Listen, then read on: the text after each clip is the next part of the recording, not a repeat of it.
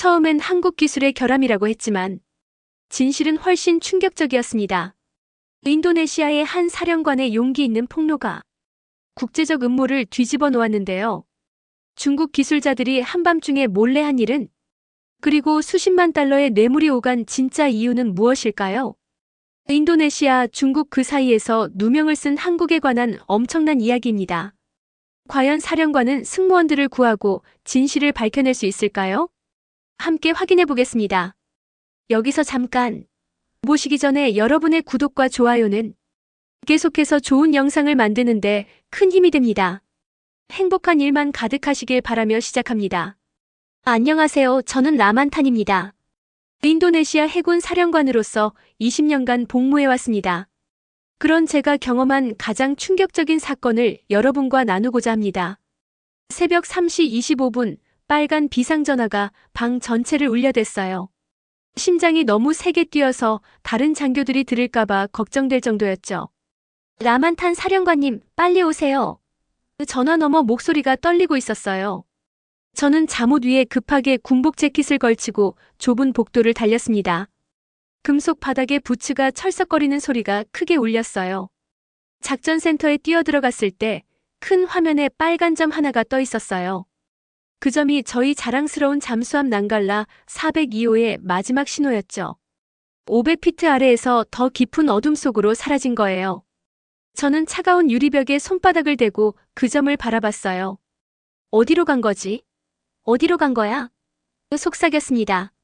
몇 분 전까지만 해도 침실에서 잠을 자고 있었는데 잔잔한 바닷꿈을 꾸고 있었거든요. 이제 바다는 마치 배고픈 괴물처럼 느껴졌어요.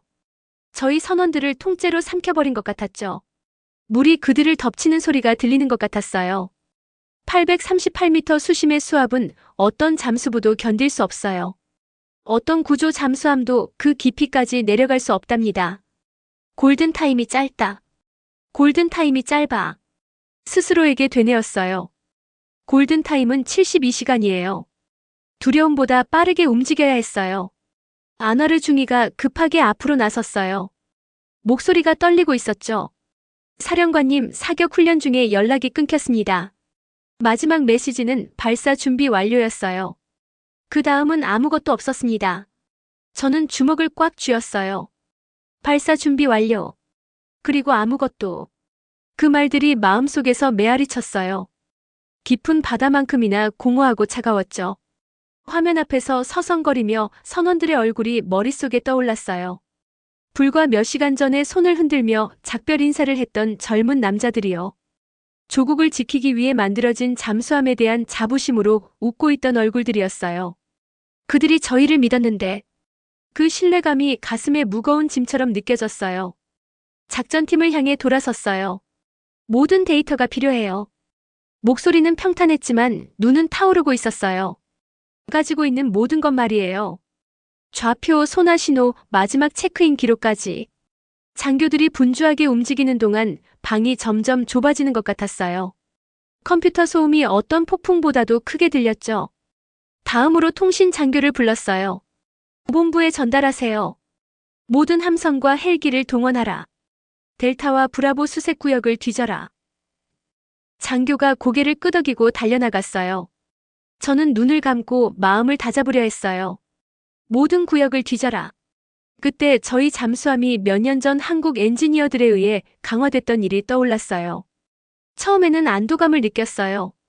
한국은 품질 좋은 기술로 유명하거든요. 하지만 이제 한국 기술이 저희를 실망시켰다는 소문이 퍼지고 있었어요.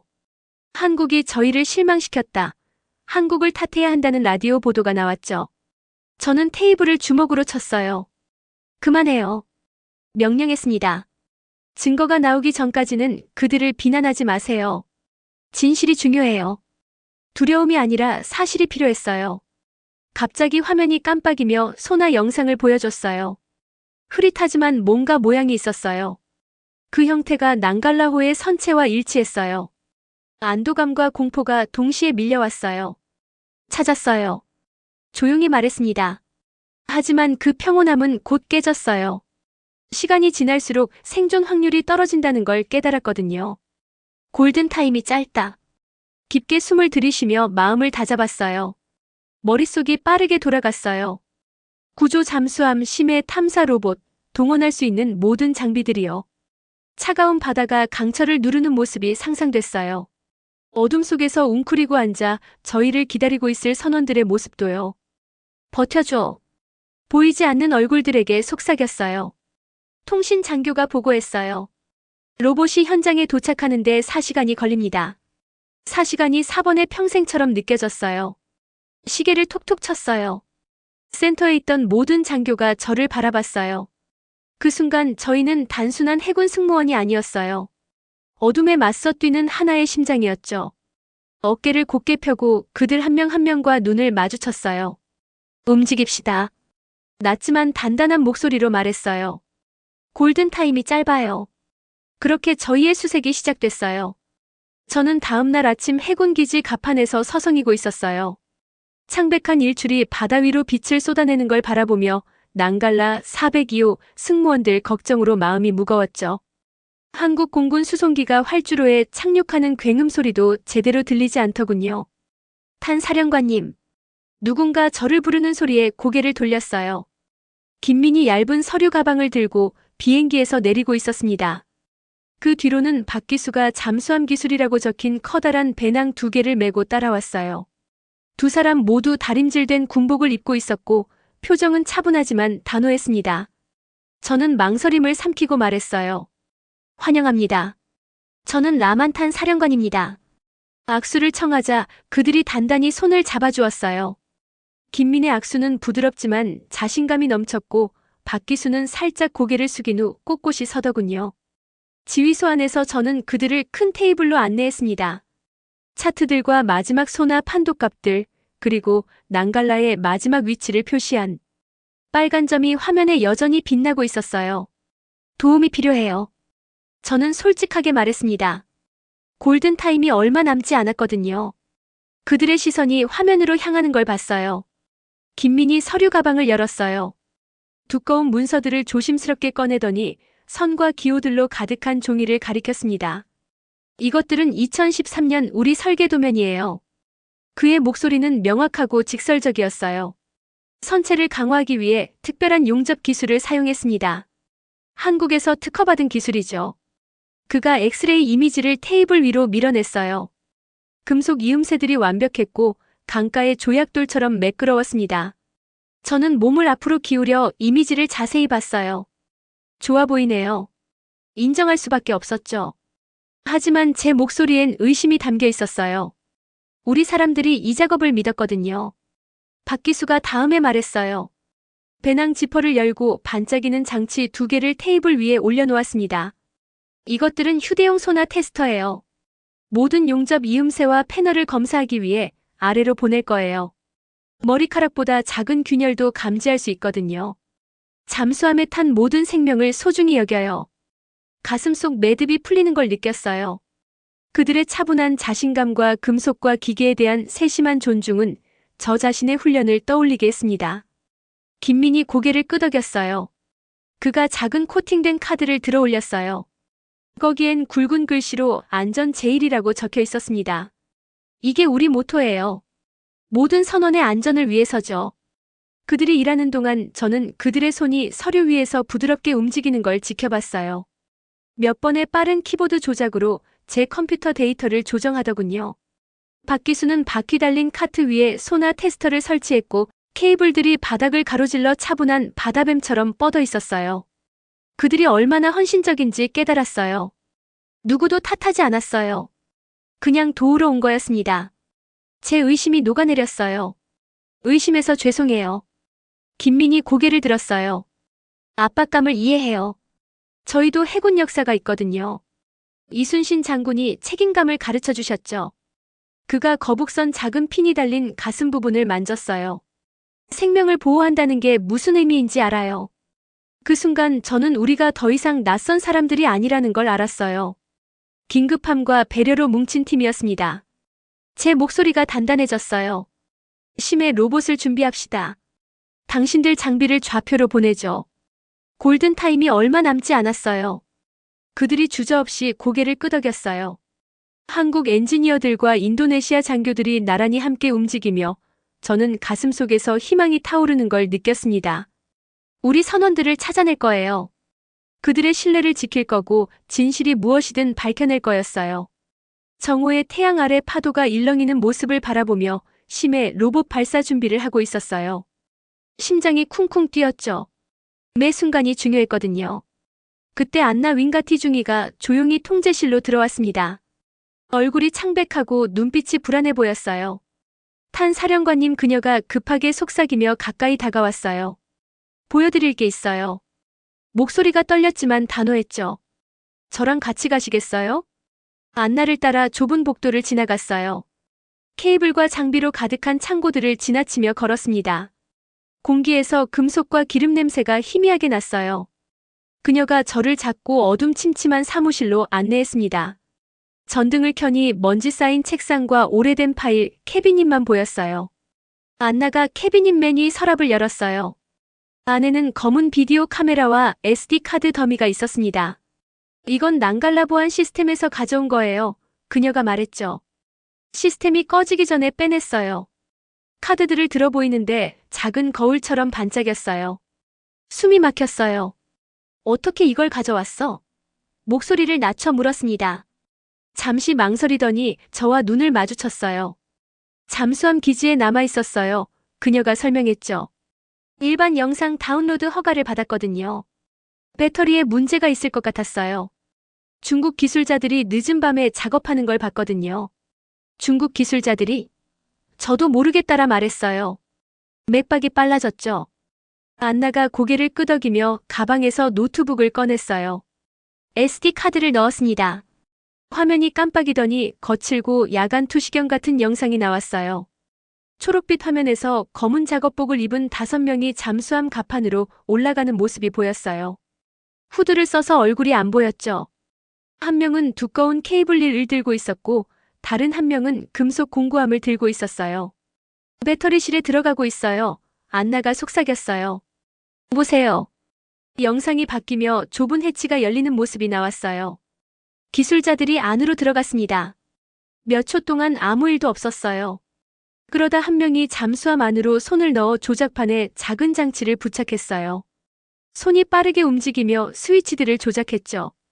다른 한 명이 카메라를 보더니 손가락으로 가리켰어요.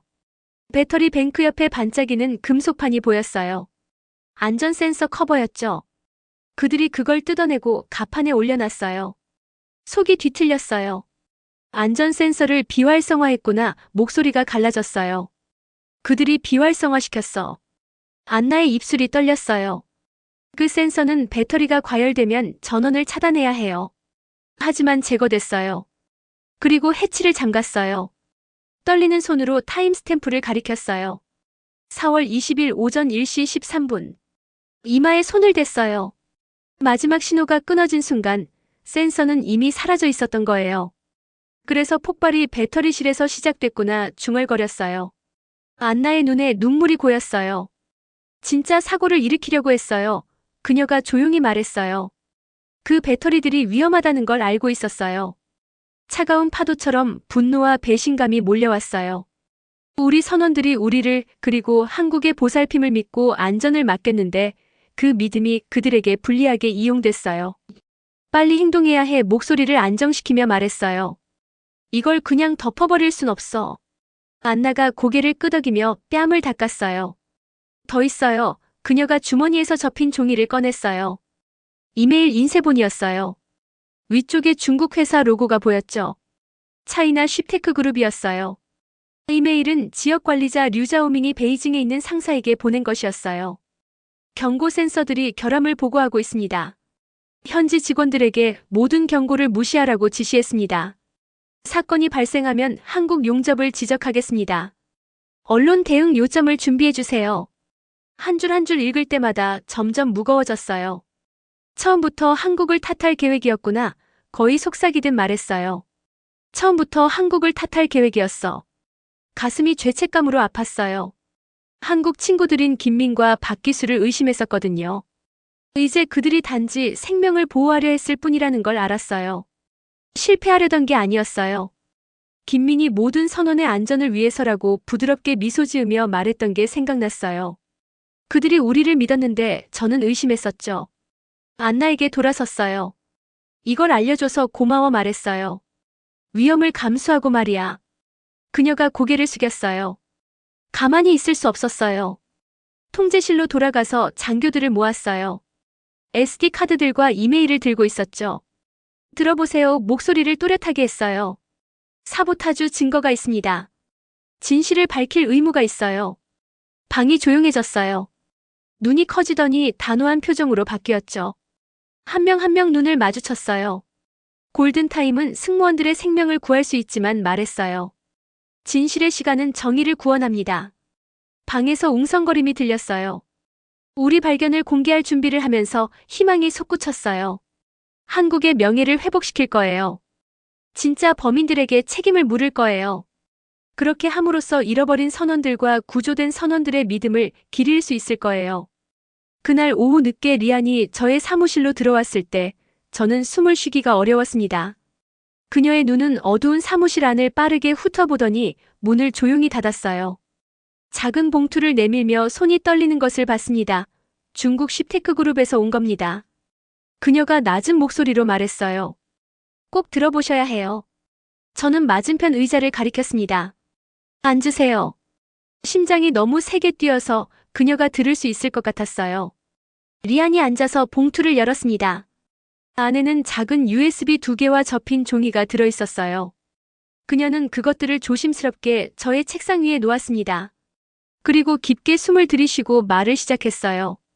저는 자카르타에 있는 쉽테크 사무실에서 보조원으로 일했습니다.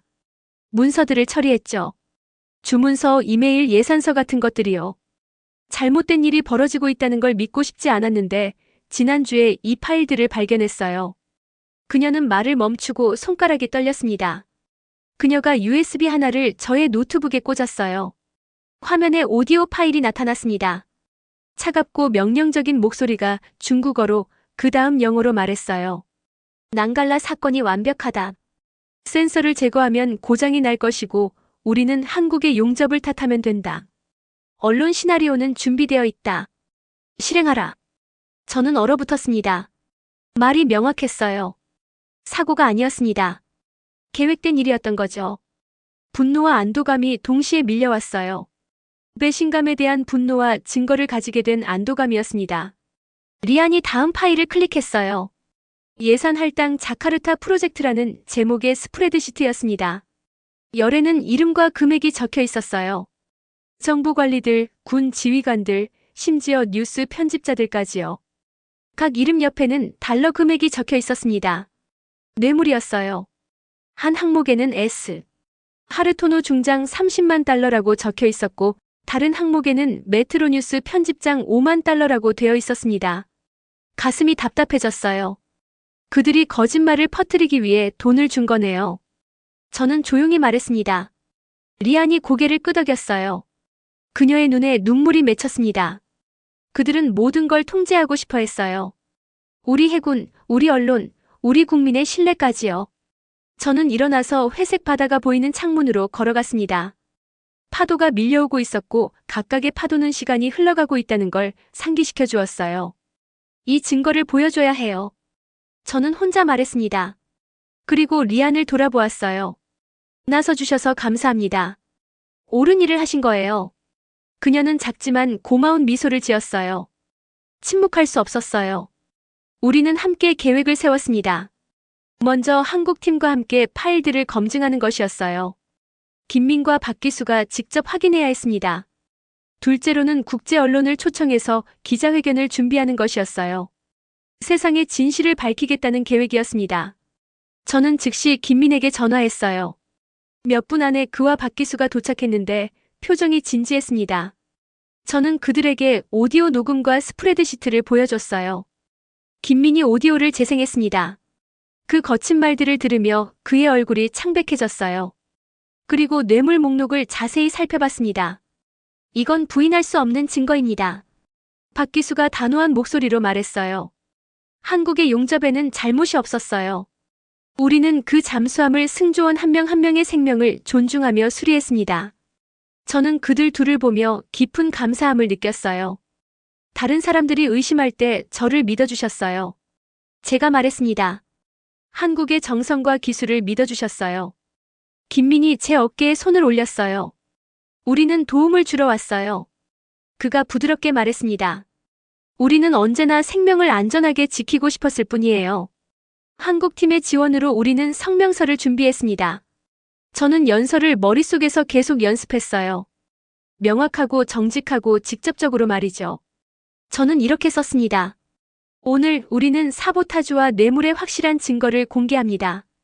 치명적인 폭발이 용접이 아닌 안전 센서 제거로 인해 발생했다는 것을 보여줍니다. 수십만 달러가 한국 엔지니어들에게 거짓 비난을 퍼뜨리기 위해 지급되었다는 것을 증명합니다. 각 문장은 단순하고 강력했어요. 각 단어는 모든 사람이 이해할 수 있도록 선택되었습니다. 그날 밤 책상 램프 아래에서 제 메모를 검토하며 긴장과 결의를 동시에 느꼈어요. 어둠 속에서 잃어버린 53명의 선원들과 답을 기다리는 가족들을 생각했습니다. 저는 혼자 속삭였어요. 진실이 중요해요. 마침내 불을 끄며 준비가 되었다고 느꼈습니다. 내일 우리는 함께 설 것입니다. 인도네시아와 한국이 정직함과 용기, 그리고 모든 선원의 생명을 존중하겠다는 약속으로 하나가 되어서요. 새벽이 되기 전에 잠에서 깼어요. 심장이 그렇게 빠르게 뛴 적이 없었죠. 오늘이 바로 세상의 진실을 알릴 날이었거든요. 저는 군복을 입고 깃을 바로 세우며 스스로에게 되뇌었습니다. 진실이 중요하다고 말이에요. 오전 9시 저희는 자카르타 컨벤션 센터 회의장에 모였어요. CNN, BBC, NHK, 그리고 현지 방송사 기자들이 수백 명이나 자리를 채웠더군요. 연단에 선 저의 손바닥은 땀으로 젖어 있었어요. 제 옆에는 안나 사령관, 김민, 박기수가 서 있었습니다. 김민을 바라보니 작게 고개를 끄덕여 주더군요. 박기수는 두꺼운 문서 바인더를 들고 있었고 안나는 비디오가 준비된 태블릿을 가지고 있었어요. 제가 앞으로 나서자 회의장이 조용해졌어요. 마이크를 톡톡 두드리며 말을 시작했죠. 처음엔 목소리가 떨렸어요. 안녕하세요라고 낮지만 분명한 목소리로 말했습니다.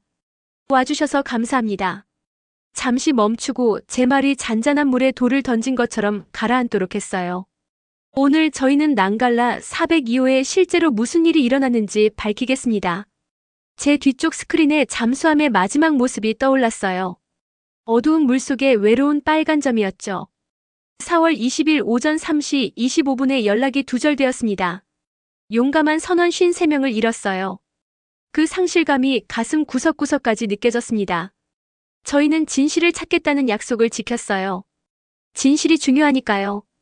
버튼을 누르자 중국 기술자들이 안전 센서를 무력화시키는 비디오가 재생되었어요. 거칠고 녹색인 야간 투시 영상에서 그들이 덮개를 뜯고 스위치를 조작하는 모습이 보였죠. 저는 설명했습니다.